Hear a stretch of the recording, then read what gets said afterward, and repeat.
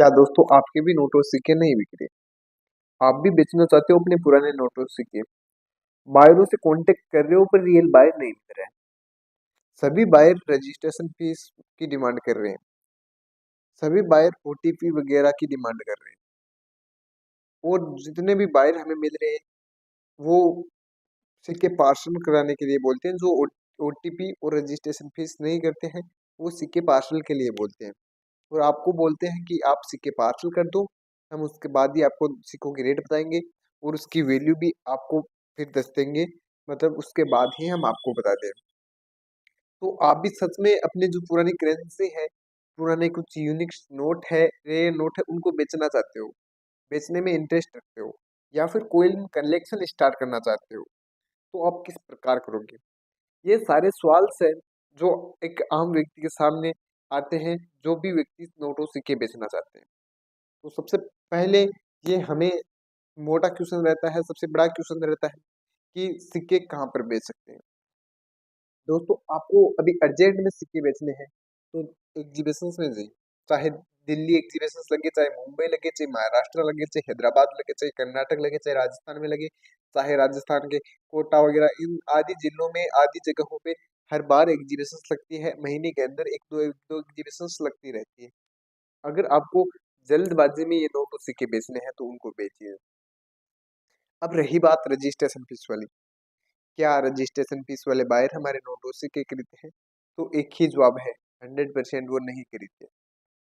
क्योंकि जो व्यक्ति रजिस्ट्रेशन फीस लेते हैं वो रियल बायर नहीं होते हैं। जो रियल बायर होते हैं वो रजिस्ट्रेशन फीस नहीं लेते।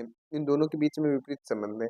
रियल बायर कभी भी रजिस्ट्रेशन फीस के लिए नहीं बोलता है, ना ही कोई रजिस्ट्रेशन फीस की डिमांड करता है, ना ही आपसे अपने फोन के ओटीपी वगैरह शेयर करने की बात करता है। अब अगला क्वेश्चन आपके सामने आता है कि बिना शुल्क हम नोटों सिक्के कहाँ बेचे? तो ये तो एग्जीबिशंस में हो गया सबसे आसान। अब एग्जीबिशंस में कौन से नोटों सिक्के बिकते हैं ये भी आपको जानना सबसे आवश्यक है। तो एग्जीबिशंस में आम नोट हमारे नहीं बिकते। जो नोट और सिक्के रेयर होंगे, रेयर की कैटेगरी में होंगे, वो ही नोट और सिक्के हमसे हमारे बिक पाएंगे, वरना सिक्के और नोट नहीं बिकेंगे। जो सिक्के रेयर है, अर्थात रेयर का एक ही बात आती है कि जिस सन में जिस मिंट द्वारा सबसे कम सिक्के बनाए गए हैं वो ही सिक्के रेयर होते हैं। या फिर सिक्कों के पीछे की कहानी होती है सबसे बड़ी, जिस महाराजा राजा या फिर उनके बनने का सबसे बड़ा जो कारण होता है, उसी कारण से सिक्के और नोटों की वैल्यू निर्धारित की जाती है और लाखों तक पहुंच जाती है। दोस्तों जैसे कि आपने देखा होगा 1983 का स्टार वाला सिक्का है, अर्थात हैदराबाद मिंट का जो सिक्का है उसकी कीमत हमें लोग लाखों में दे रहे हैं, लाख रुपए तक उसकी कीमत दे रहे हैं। अगर एक नॉर्मल सिक्का पाया जाता है आपके पास तो लाख रुपए देते हैं, यूएनसी कंडीशन के समथिंग सिक्का हो तो आपको 2 लाख से ऊपर भी उस सिक्के की वैल्यू लोग देने को तैयार है। पर दोस्तों वो सिक्के मिलना काफी मुश्किल है, काफी कठिनाई से ही आप उन सिक्कों को ढूंढ पाओगे, वरना इस प्रकार आम चलन में वो सिक्के हमारे नहीं मिलते हैं, ना ही वो बिकते हैं, ना ही मिलते हैं।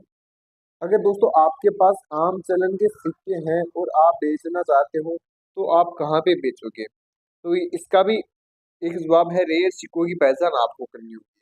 दोस्तों रेयर सिक्कों की पहचान करने का सबसे आसान तरीका है, आप जब भी एग्जीबिशंस में जाओ तो एग्जीबिशंस की किताबें खरीद लो वहाँ से, जिनको जल्दबाजी में जाना है और जिनको ऑनलाइन कोर्स हमारा खरीदना है, उसमें सिक्कों की वैल्यू दसी गई है, वो कोर्स आपको खरीदना है तो आप हमें कांटेक्ट कीजिए, हम आपको वो कोर्स प्रोवाइड करवाएंगे।